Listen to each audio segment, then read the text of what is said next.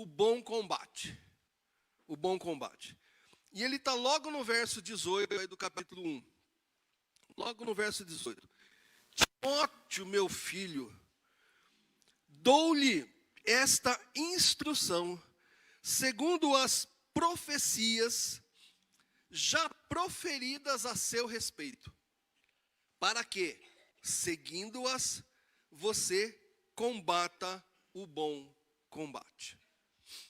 Olha que interessante, o Paulo aqui, ele fala para o Timóteo, ele relembra ao Timóteo. Olha de novo, alguém, um ser humano com problema de memória. Então Paulo relembrando, meu filho, dou essas instruções segundo as profecias. E aí a gente vai olhar para a história do Timóteo, a gente vai ver sobre a questão da unção dele ter sido ungido, separado para esse ministério. Tá? Paulo está dizendo, então, se prepara, lembra isso, não se esquece daquilo que já foi dito a seu respeito, combata o bom combate. Então, esse é o tema nosso esta manhã. Qual é o tema nosso essa manhã? Só os homens que estiveram aqui ontem. Responda. Só os que estiveram aqui ontem. Qual é o tema de hoje? O bom combate. Só os homens que não estiveram aqui ontem. Responda. Qual é o tema de hoje? O bom combate. O tema é o bom combate. Quais as mulheres que não estiveram aqui ontem? Qual é o tema? Isso, todas, né? Muito bem. O que é esse tal bom combate? O Paulo diz para o Timóteo, combata o bom combate. Mas que história de combate é esse? Você sabe o que é combate? A palavra combate, você sabe o que é? É luta, é guerra, é um encontro com o inimigo, por assim dizer. Que ninguém luta, ninguém combate sem se defrontar com o inimigo. Que inimigo é esse? Que inimigo é esse? O Paulo escreveu para a igreja na qual Timóteo era pastor. Quem lembra da igreja da qual Timóteo era pastor? Levanta a mão aí, não pode falar. Pastor Gerson, desculpa, pastor Gerson, o senhor está caçado, o senhor não pode falar. Não, nem levanta o seu braço, porque eu não quero que o senhor fale. Quem lembra qual era a igreja da qual o Timóteo era pastor? Eu falei domingo retrasado. A Ruth lembra, quem mais? Rodolfo lembra. Oi, fugiu o nome do senhor. O que é revelação espiritual aí? Ele tem uma câmera lá, olha só. O Tiago tem uma câmera lá e ele fica monitorando todo mundo. Aí cuidado com o que você faz, é porque está gravado e a gente pode olhar depois, né, Tiago? Igual o gol do Corinthians que vai ser anulado. Não esquece, deixa para lá. Combater, lutar, guerrear. Para qual cidade o Timóteo era pastor? Pode falar, Celino. Éfeso. O Timóteo era pastor em Éfeso. Eu disse isso no primeiro domingo retrasado. Mas a sua memória não é boa, eu sei. Porque a minha não é boa também. Se você não tiver anotado isso, você não vai lembrar. E o Paulo, ele trata dessa questão do combate na carta aos Efésios. Você lembra disso, sem eu ter citado, sem eu ter falado? Por um acaso aí, você lembra qual é o combate, qual é a luta que o Paulo cita lá na carta aos Efésios? Capítulo 6, verso 12. A nossa luta não é contra a carne, a nossa luta não é contra o sangue, a nossa luta é contra quem? Contra os espíritos, contra os demônios, contra as potestades, contra os dominadores do presente século. Então Paulo, ele escreve à igreja de Éfeso e ele aborda essa questão da luta, trata dos problemas, trata das questões, mas ele fala disso lá no finalzinho, no capítulo 6. A nossa luta não é contra o ser humano, não é contra o indivíduo, não é contra essa pessoa que está do seu lado aí. Essa pessoa que está do seu lado aí já te chateou? Fala a verdade. Já ou não? Já. Essa pessoa que está do seu lado aí, de repente é sua esposa, A Manu nunca te chateou, né, Rian? Para quem não sabe, Manu e Rian estão namorando. Olha lá, muito bem. Olho neles, hein? Já brigaram, já chateou e vai chatear outras vezes, viu, Manu? Deixa eu te avisar já, viu, Rian? Mas você vai lutar contra essa pessoa, a sua briga é contra ela. Às vezes ela vai te falar alguma coisa, ela vai dizer alguma coisa para você, porque de repente deu vazão a uma questão espiritual, não prestou atenção. O seu vizinho, que varre a sujeira na frente do seu portão, a sua luta é contra ele? Não é. A sua luta é contra aquelas pessoas da sua escola, do seu trabalho, que declaradamente detestam o Cristo que você serve? Seus familiares, seus parentes, a sua luta é contra eles? Não é. A gente tem que ter essa noção. E o Paulo está lembrando o Timóteo disso. A luta não é contra as pessoas. É uma luta espiritual. Diga para quem está do teu lado aí. A nossa batalha é espiritual, acima de tudo. Diga mesmo, porque ele esqueceu.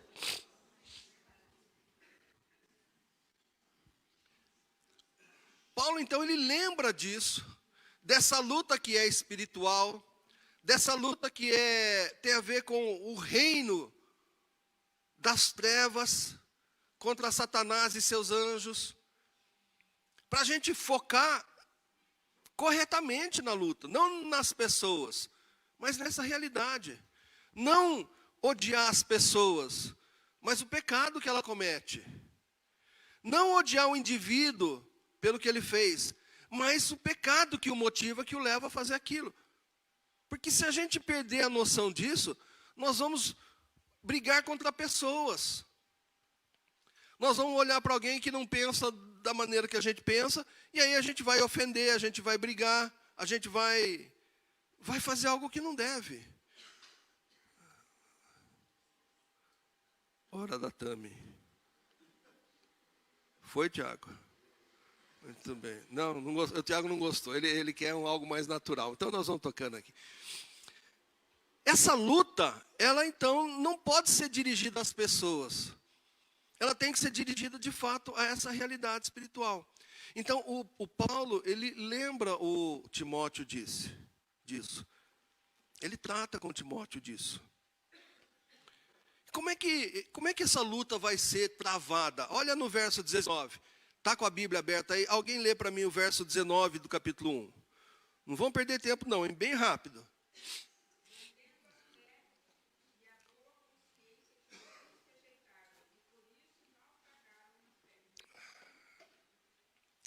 Duas coisas que eu queria conversar com você aqui, ó.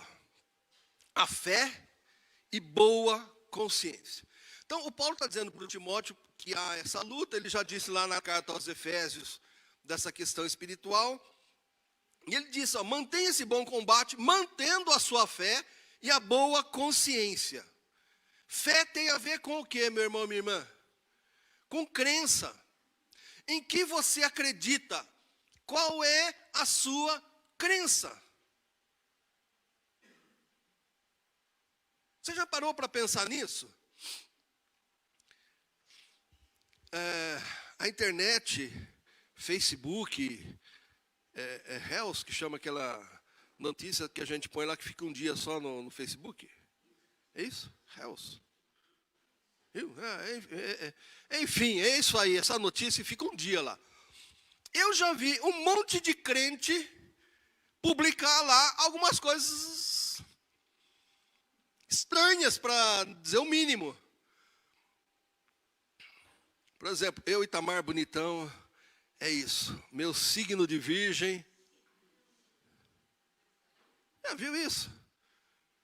Peraí, quando eu coloco lá no Facebook o meu signo, e o meu signo diz que eu sou assim, e eu sou assim, eu estou declarando no que eu acredito. Você está me entendendo? Eu estou dizendo a minha fé, a confusão que está dentro de mim. Devo lutar contra essa pessoa? Não, eu tenho que entender o quê? Alguma coisa está errada. O Paulo está dizendo isso para o Timóteo. Mantenha a sua fé. Em quem é que nós cremos? Qual é a nossa crença, o corpo da nossa fé? O que é que eu creio? Percebe então, meu irmão e minha irmã, como eu tenho que parar para pensar e, de fato, preparar o que eu vou publicar por aí? Quando eu publico palavras, não chega a ser um palavrão, mas também não é uma palavra própria para eu colocar. Sabe aquilo que a gente produz no nosso processo digestivo? Sabe que a gente não usa mais? Sabe o nome? Sabe? Você sabe o que é? Tudo bem?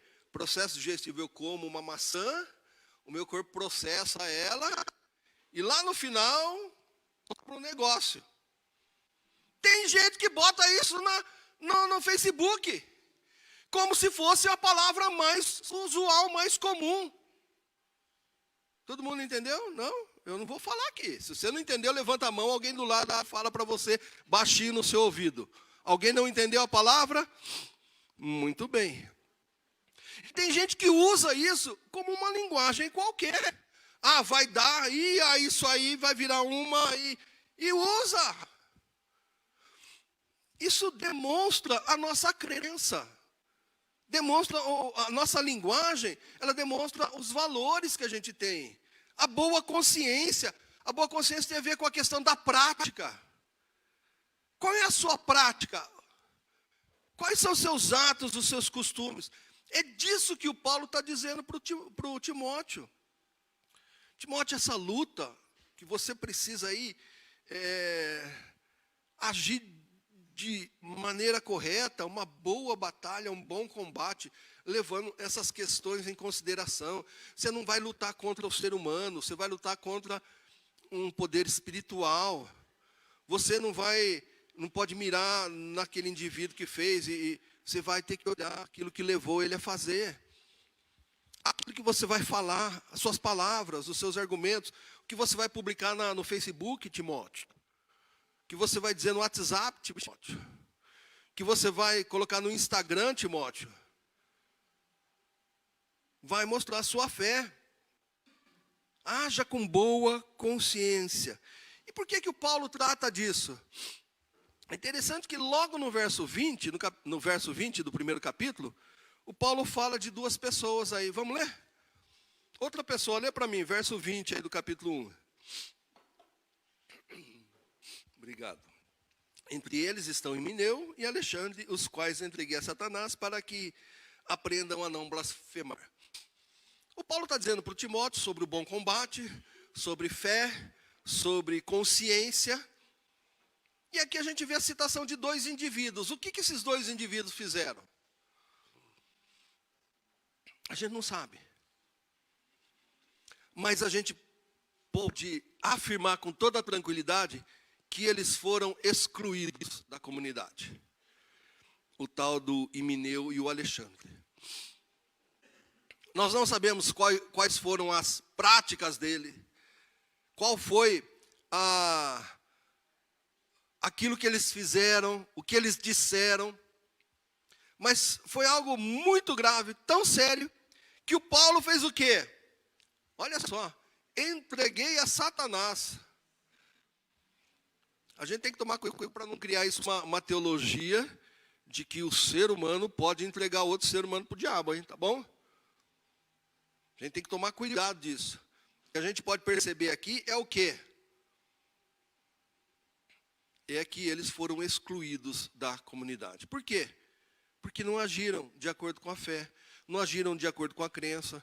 Talvez tenham começado a falar e a ensinar um monte de coisa, um monte de bobagem. Isso tem acontecido muito nos nossos dias. Muito, muito. É que pela quantidade de igrejas que nós temos, fica difícil a gente como igreja saber das coisas. Mas o indivíduo ele sai de uma igreja, faz uma bobagem aqui, ele pula para outra. Ele vai para outra e faz bobagem lá, ele vai. E se você tiver curiosidade de seguir um ou outro pessoa, você vai ver como eles vão pulando de igreja em igreja. 6 meses está numa igreja, depois de 6 meses está na outra, depois está na outra, depois o que é? Não tem nenhuma igreja boa o suficiente para aquele indivíduo, para aquela família?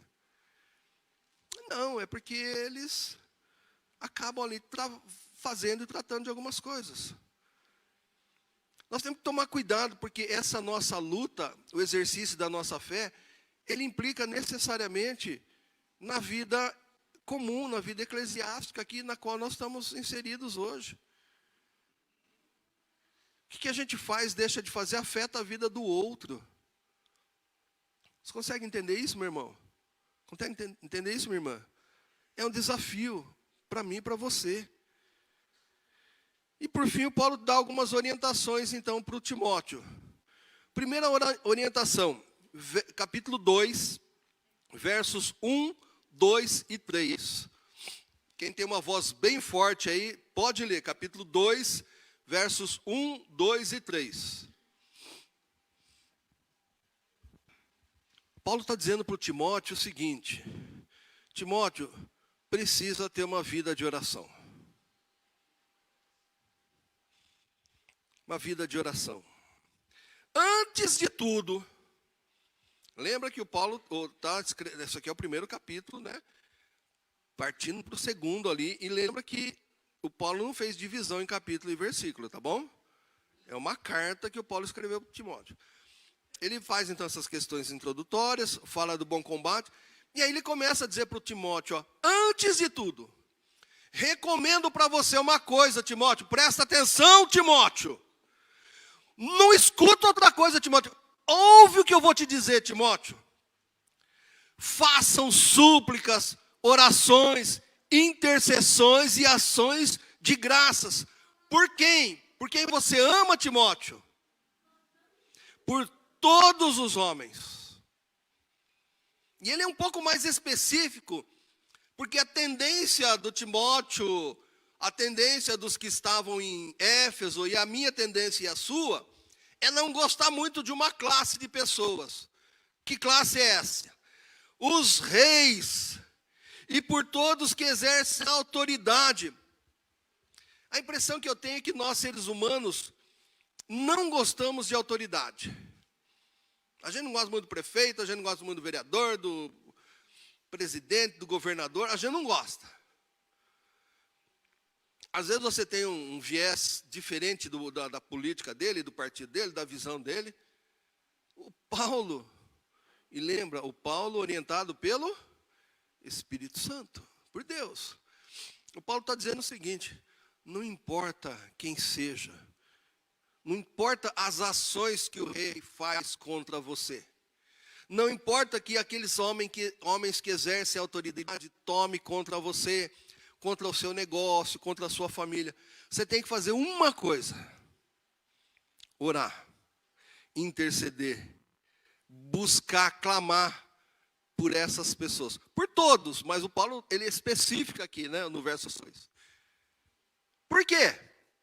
Ele explica: para que tenhamos uma vida tranquila e pacífica, com toda piedade e dignidade. Por que o Paulo pede oração pelas pessoas? Porque não é uma disputa política, não é uma disputa de poder, é uma disputa espiritual. O Paulo está dizendo, lembrou Timóteo, não se esqueça do bom combate e as coisas que estão implícitas nesse bom combate. Na carta aos Efésios, capítulo 6, ele explicita essa questão. Fala até da armadura que deve ser usada nesse combate. Então, Paulo está dizendo para o Timóteo, olha, Timóteo, se você quiser ter uma vida,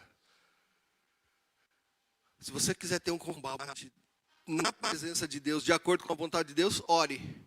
Ore por todos os homens, ore pela liderança da sua cidade, pelos reis, pela autoridade. E no verso 3, isso é bom e agradável perante Deus, nosso Salvador. Por quê? Porque quem ora entende que a luta, ela é espiritual. Em primeiro lugar e acima de tudo.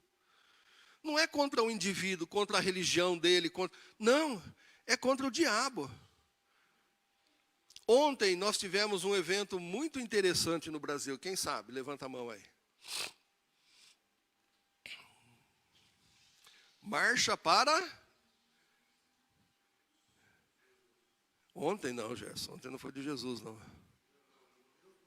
No Rio foi? Ah, então eles fizeram uma lá. Mas nós tivemos recentemente a marcha para o Exu. Foi publicado no nosso grupo aqui da igreja. Aliás, não sei se foi ontem ou foi dia 9, tá bom? Agora... Mas nós tivemos recentemente 9 capitais do Brasil fizeram uma marcha para Exu. Né?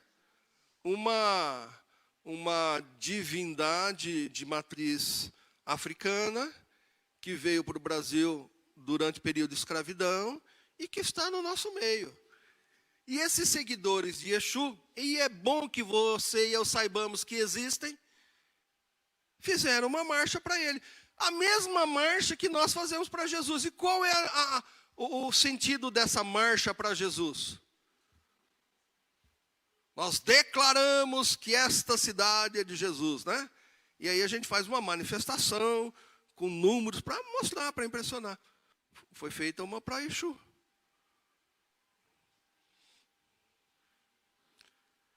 Vocês entendem, então, essa declaração? O que você vai fazer? Pegar uma metralhadora e agir contra essas pessoas? De jeito nenhum, em hipótese alguma. Foi isso que Cristo fez? Foi esse o comportamento que Jesus deixou para os seus seguidores? Qual foi? Ame o seu inimigo. E Jesus estava falando lá num contexto, qual é o contexto? O Império Romano dominando o judeu. Lembra disso? O Império Romano dominando o judeu. Então, claro, o judeu via o romano como seu inimigo, era o conquistador. A expectativa da vinda do Messias era alguém que iria libertar o judeu do domínio do romano. Então o judeu via o romano como seu inimigo. E aí Jesus diz o quê? Ame o seu inimigo. Ore pelo seu inimigo. Orar pelo amigo, por quem você gosta, os gentios fazem isso. Eu quero de vocês um comportamento diferente. É isso que Jesus diz. Então, porque tem alguém no nosso dia hoje, graças a Deus nós não estamos em guerra, não vivemos, o nosso país não tem guerra. Graças a Deus. Mas nós temos no nosso país pensamentos diferentes. Políticos, religiosos. E nós vamos lutar com isso? Ofender a pessoa porque a crença dela é outra coisa? É diferente da minha? Eu vou dizer, porque você crê nisso, você é meu inimigo? Não é isso que Jesus emprega, ensina e espera que a gente faça. Essa orientação que Jesus deu para os seus seguidores. O Paulo está passando isso para o Timóteo.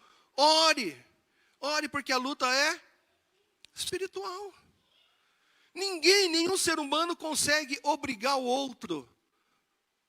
Mas o Espírito Santo, Deus, tem todo o poder. Ele faz, então peça para ele. Segundo ponto que o Paulo diz aqui para o Timóteo, no verso 4. Ele pede para o Timóteo fazer isso, orar, interceder, né? Que vai ficar tudo bem na cidade, se isso acontecer, se Deus agir, tiver misericórdia.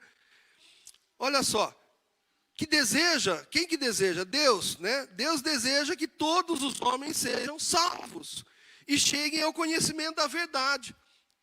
Não vou entrar no aspecto aqui de algumas teologias de interpretação da salvação, tá bom? Calvinismo, arminianismo, não vou entrar nisso aqui. Mas o desejo de Deus é que as pessoas conheçam Jesus. Que conheçam o que Ele fez. E como que eu faço isso? Como é que você faz isso? Dando o seu testemunho. Lembra da mensagem do pastor Gerson? Lembra do tema? Pode olhar na sua... Não tem problema. Tem alguém com anotação aí para olhar ou não? Uma vida transformada. Né? Uma vida transformada. E o Paulo, nessa fala do Paulo para o Timóteo, o que é que o Paulo diz? Eu era assim, agora sou desse jeito. Vamos trocar. Som testando, vamos lá. Então, eu era desta maneira e agora não sou mais. Eu perseguia e agora falo de Jesus, anuncio acerca de Jesus. Então, como Deus deseja que os homens conheçam a Cristo, o que é que eu e você temos que fazer? Testemunhar. As pessoas, preste atenção nisso, meu irmão. As pessoas têm que ver na minha e na sua vida mudança, transformação. Não tem como alguém falar assim, agora você é cristão? Eu sou. Mas você continua fazendo tudo do mesmo jeito? Se não houver transformação, se não houver mudança, não tem como. E aí nos versos 5 e 6 o Paulo já dá, ele falando de testemunho, ele coloca o motivo ali do testemunho. Pois há um só Deus, um só mediador entre Deus e os homens, o homem Cristo Jesus, o qual se entregou a si mesmo como resgate por todos. Esse foi o testemunho dado em seu próprio tempo. Então Paulo fala da necessidade do testemunho e ele já fala do que dá testemunho. Do que você vai testemunhar? De Jesus Cristo, de Deus, daquilo que ele fez.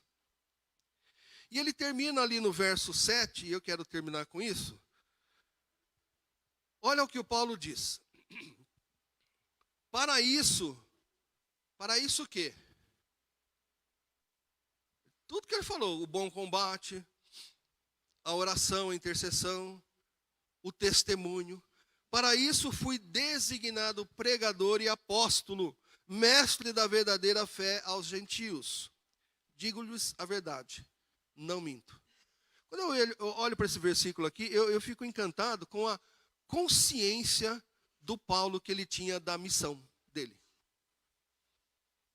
Ele não tinha dúvidas a respeito da missão.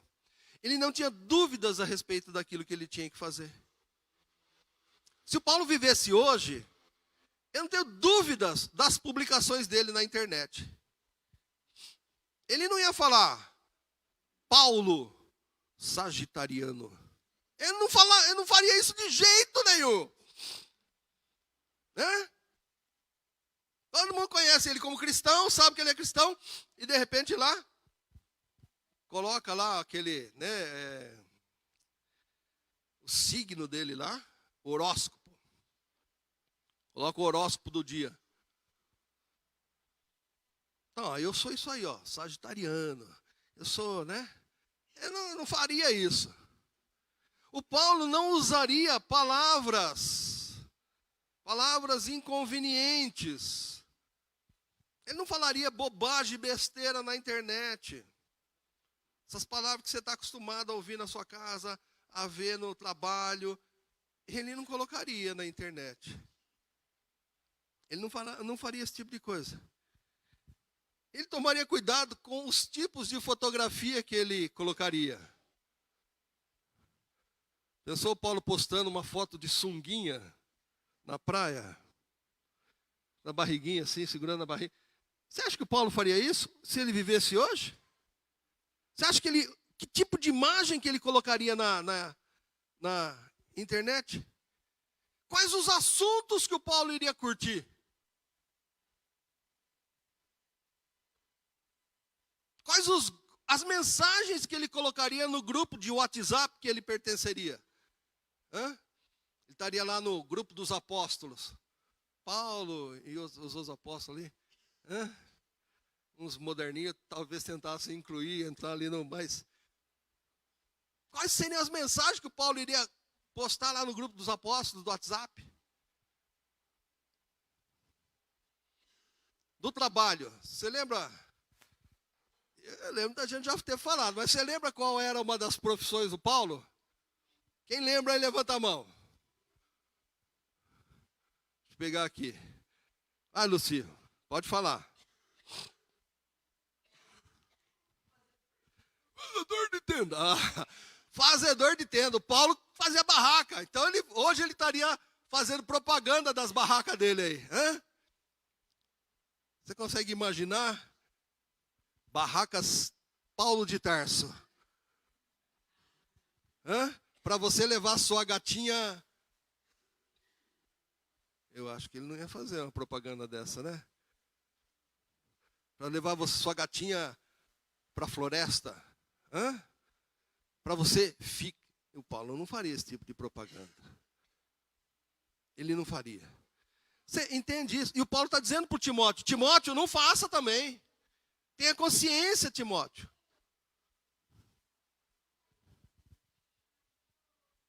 Irmãos, o Paulo tinha consciência do chamado e da missão dele. Você tem do seu chamado e da sua missão? A palavra de Deus está aí. Você tem ela, eu tenho, impressa no celular. Aí. O meu desafio, o seu desafio é fazer o quê? É ler tudo isso, olhar para tudo isso, aprender com tudo isso.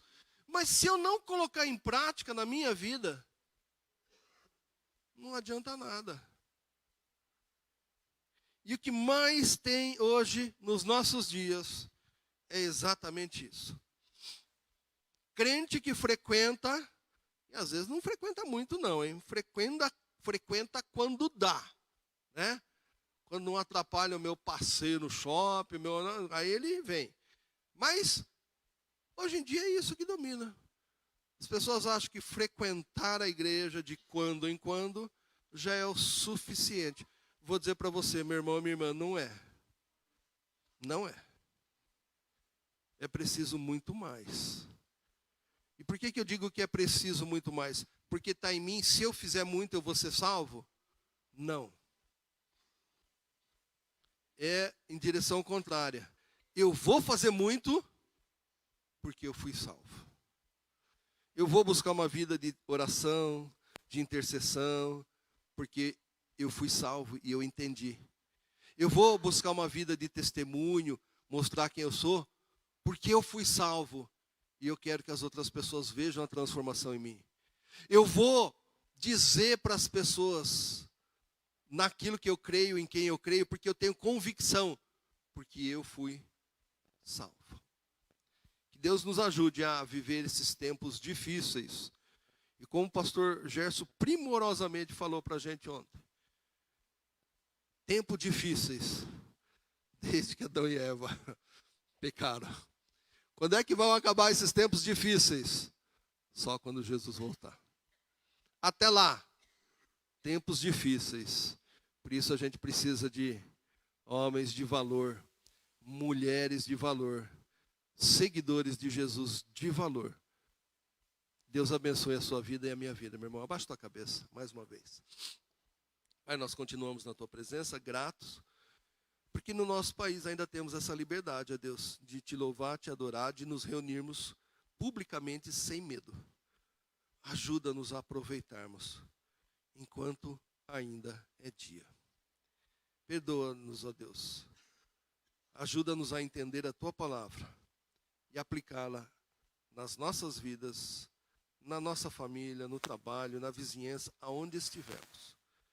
Continua conosco, com cada classe de escola dominical, Pai. Nós oramos por Cristo Jesus. Amém.